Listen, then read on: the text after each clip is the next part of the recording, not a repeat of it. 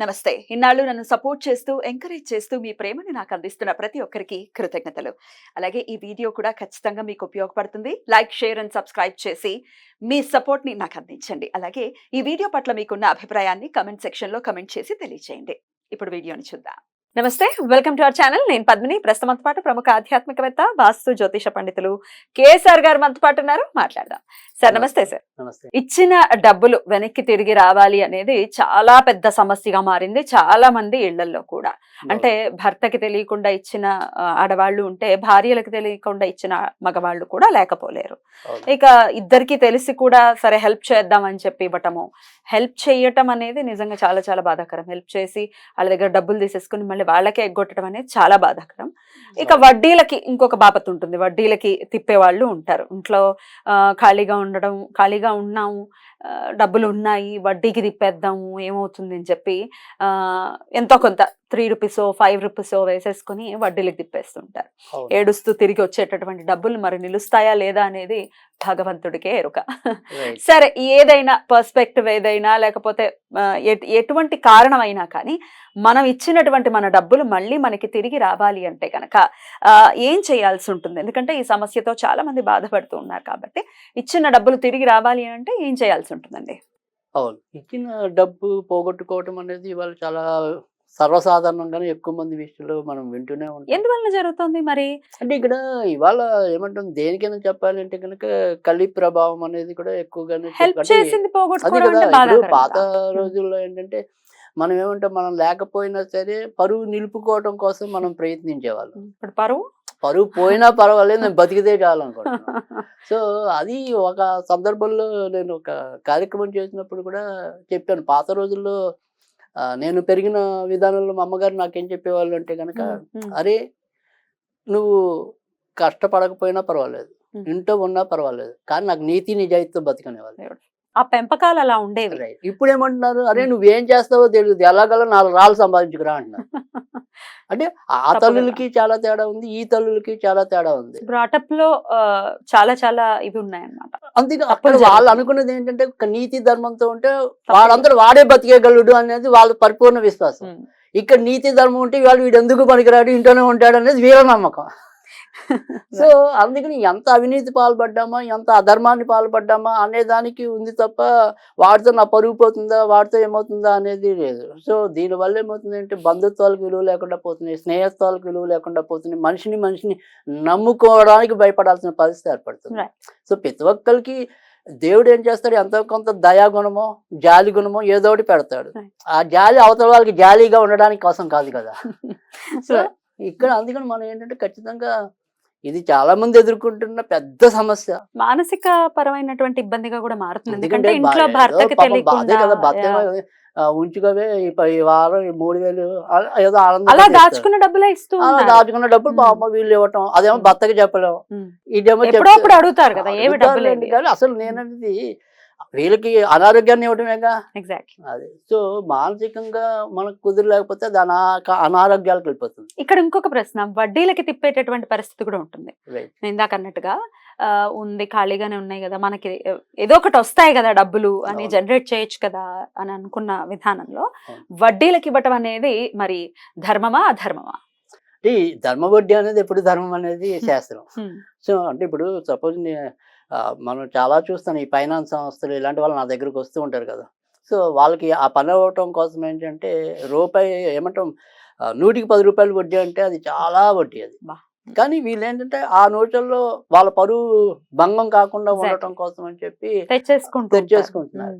కానీ ఆ తర్వాత అబాస్ పాలవుతుంది వీళ్ళే. కనుక ఈ రుణం కోసం వెళ్లకుండా ఉండటం అనేది అసలు మొదటి పద్ధతి. నేను సామాన్యుల గురించి అడుగుతున్నాను, అంటే ఈ గృహిణుల గురించి అడుగుతున్నాను, అసలు ఈ సంస్థల గురించి అడగట్లేదు. ఎలాగో ఆ ఫైనాన్స్ సంస్థలు ఎలాగో నడుస్తాయి. నేను అనేది ఈ గృహిణులు, ఇంట్లో ఉన్న వాళ్ళు ఊరికే ఉన్న డబ్బులు ఇద్దాం కదా వడ్డీకి అనుకోవటం కరెక్టా రాంగా అనేది నా ప్రశ్న కదా. కానీ నేను అనేది ఏంటంటే అది ధర్మ వడ్డీ అంటే నా ఉద్దేశంలో ఏంటంటే రూపాయిన్నర నుంచి 2 రూపాయలు అది ధర్మ వడ్డీ కింద కన్సిడర్ చేయొచ్చు. ఎందుకంటే ఇవాళ మనం బ్యాంకుల్లో వేసామనుకోండి, ఆ బ్యాంకులు కూడా మనకి ఒక్కోసారి నమ్మకంగా ఇవ్వలేకపోతాం అనేది ఉంది. తర్వాత రెండోది ఏంటంటే బ్యాంకులకి వెళ్ళి ఇప్పుడు సపోజ్ ఇంకా మన పట్టణంలో ఉండే వాళ్ళకైతే కొంతవరకు అవగాహన ఉంటుంది కానీ ఈ పల్లెటూళ్ళలో వాళ్ళు వెళ్ళి అక్కడ బ్యాంకుల్లో నిలబడి క్యూలలో నిలబడి అవన్నీ డబ్బులు వేసే కన్నా ఏదో ఇంటి దగ్గర పలానా పుల్లమ్మ అడిగిందో వెంకమ్మ అడిగిందో ఆ అమ్మాయికి సహాయం చేద్దామని ఒక మంచి ఏమంటే వడ్డీ అనేది వాళ్ళకి వస్తుంది అనేది ఉన్నప్పటికీ కూడా వాళ్ళకి అట్లా వీళ్ళకి అవతల వాళ్ళకి ఎంతో కొంత ఏమంటాం ఒక సాఫ్ట్ కార్నర్ అది ఉండటం వల్లే కదా నమ్మిస్తున్నాం. బట్ అది అవతల వాళ్ళు వీళ్ళు కూడా ధర్మంగానే అడిగారు. రూపాయన్నర 2 అనేది మినిమం పర్వాలేదు. మరి 5 10 రూపాయలు అంటే కనుక అసలు 3 రూపాయల జోలికి కూడా వెళ్ళకూడదు. నిజానికి ఏంటంటే అసలు మనం వెళ్ళకూడదు. అసలే వెళ్ళకూడదు. మన వ్యాపారం కాదు, మనం దానికి సంబంధించిన మనుషులం కాదు, దేవుడు మనకి నియమించలేదు. కానీ మానవుడి బుద్ధి అనేది పురుక బుద్ధి జీవక రుచి అన్నట్టుగా మరి రకరకాలు ఉంటాయి. కానీ నేను అనేది ఏంటంటే సరే నువ్వు వెళ్ళగో పెడదారి పట్టావు, ఆ పెడదారి పెట్టినప్పుడు అక్కడే ధర్మంగా ఉండంటున్నా.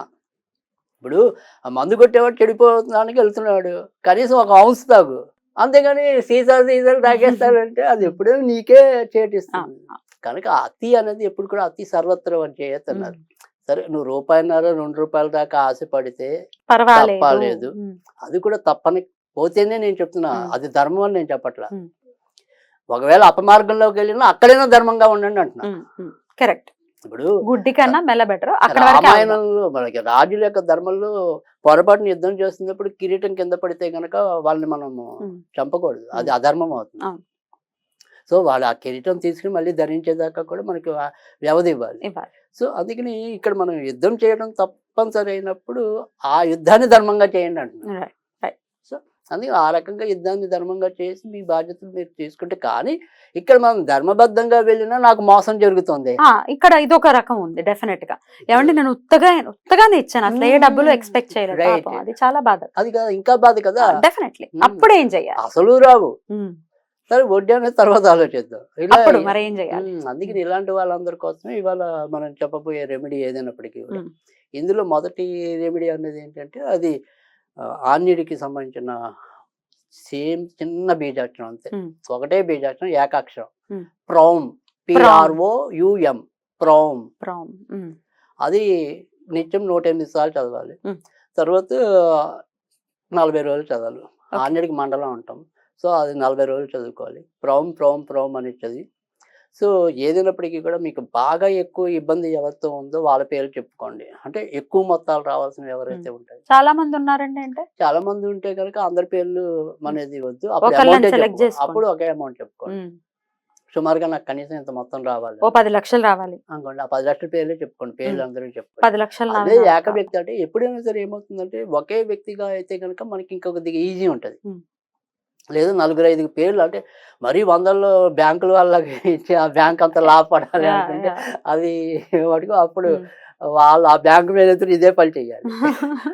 అంటే ఇందాక నేను చెప్పినట్టు నాయన నేను ₹1 కోటి అప్పించాను, వాళ్ళు తీర్చకపోతే నా మేనేజర్ పవర్ బూస్టింగ్ అవుతుంది అనుకున్న ఎవరైనా సరే ఆ బ్యాంక్ మేనేజర్ ఉంటే కనుక ఆ జనాల కోసం ఈ నీళ్ళ పాపం పాకులాడాల్సి వస్తుంది. కనుక ఆ రకంగా చేయటం అనేది అనుకోవాలి. అది 108 సార్లు చెప్పిన 40 రోజులు చేయాలి. తర్వాత ఈ 40 రోజులు కూడా అవకాశం ఉంటే చిన్న బెల్లం ముక్క ఆంజనేయుడికి నివేదన చేయండి, పెద్ద పెద్ద వస్తువులు ఏమొద్దు. సో కేవలం ఒక బెల్లం ముక్క నివేదన చేయండి, సరిపోతుంది. అదొక పద్ధతి. తర్వాత రెండోది ఏంటి అంటే కనుక 951 అనే సంఖ్య, 951 రైట్. ఇది ఒక వైట్ పేపర్ మీద రాసి, ఆ వైట్ పేపర్ మీద కింద మనకి ఎంత డబ్బు రావాలో అంత డబ్బు రాసి, పేర్లు వద్దు, ఎంత డబ్బు రావాలో అంత డబ్బు పేర్లు వేసి ఒక చిన్న ఏమంటాం గుండ చుట్టాలి. రౌండ్గా మనం బాల్ అంటాం కదా, పేపర్ బాల్ అనుకోండి. సో ఆ పేపర్ బాల్లో చుట్టాలి. అలా చుట్టి కాసేపు మన ఇంట్లో ఉండే ఉత్తరంలో ఒక చిన్న గ్లాస్ పెట్టి ఆ గ్లాస్ నీళ్ళల్లో వేయాలి. వేసి 1 గంట 2 గంటలు అయిపోయాక ఆ పేపర్తో సహా ఏదైనా సరే చెట్లో వేసేయాలి. ఇది ఒక పద్ధతి. ఇది ఏ కలర్ పెన్ తో రాయమంటారు? ఇది రెడ్ కలర్ పెన్ తో రాసి ఉత్తరంలో, అంటే నార్త్ లో.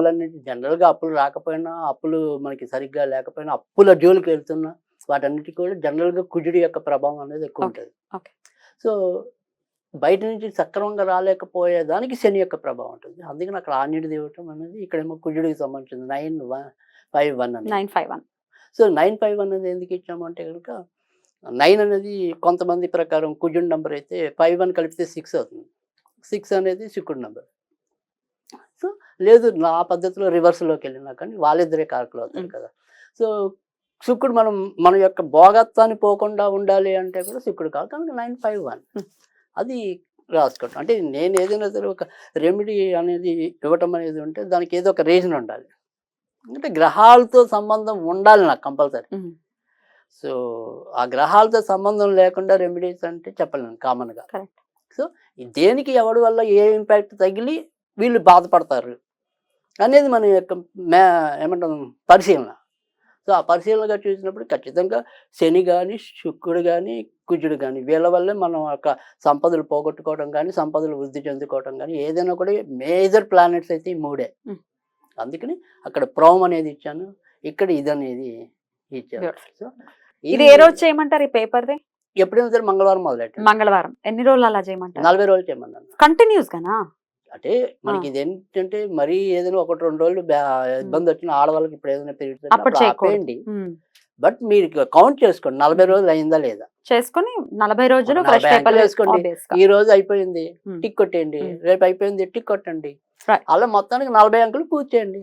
బట్ యాజ్ పాసిబుల్ డబ్బులు వచ్చేస్తాయి వెనక్కి. ఖచ్చితంగా కొంత మొత్తం అయితే గ్యారంటీగా రావటం అనేది అయితే ఊరట లాభించడం అనేది అయితే ఉంటుంది. అలా రావాలి అని ఏ యాంగిల్ అయినా పర్వాలేదు, వడ్డీకి ఇచ్చారా ఇంకోటా తెలియక ఇచ్చారా తెలియక ఇవ్వలేదా ఇవన్నీ పక్కన పెట్టేసి వారి డబ్బులు ఎవరికైతే ఇచ్చారో వాళ్ళ నుంచి తిరిగి రావాలి అని మనస్ఫూర్తిగా కోరుకుంటూ చక్కటి రెమెడీస్ ని తెలియజేస్తారు. ఇది కూడా పెద్ద ఇవాళ ఉన్న సమస్యలు చాలా మందికి ఉన్న ప్రధాన సమస్యలు ఇది కూడా ఒకటి. దాని నుంచి మన వాళ్ళు బయటపడాలని మనస్ఫూర్తిగా కోరుకుంటూ కృతజ్ఞతలండి. నమస్తే.